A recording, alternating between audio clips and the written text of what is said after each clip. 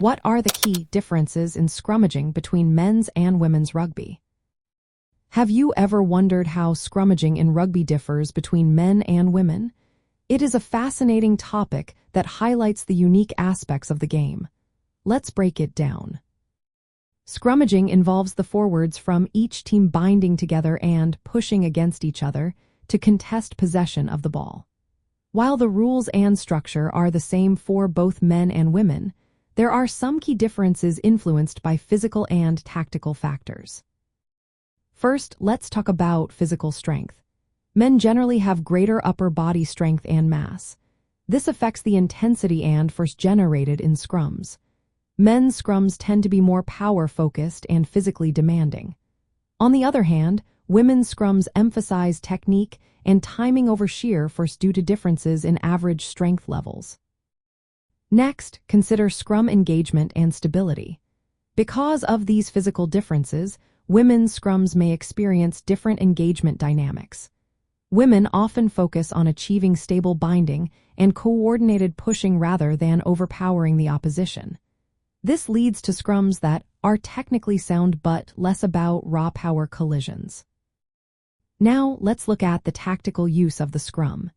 In men's rugby, scrums are often used as a platform to launch powerful forward drives or control possession with aggressive pushing.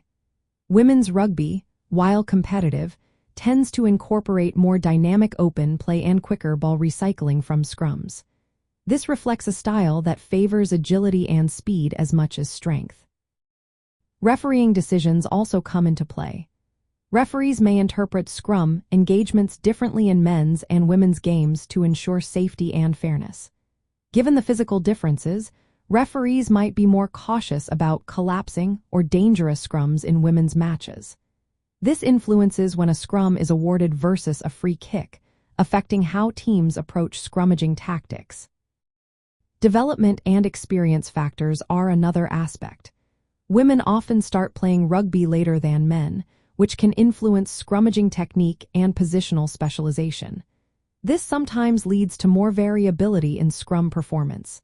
Men, having often played since a younger age, may have more ingrained scrummaging skills. Lastly, the overall game style differences affect scrums. Women's rugby tends to feature more one-on-one carries and quicker ruck ball, with fewer kicks and passes per phase compared to men's rugby.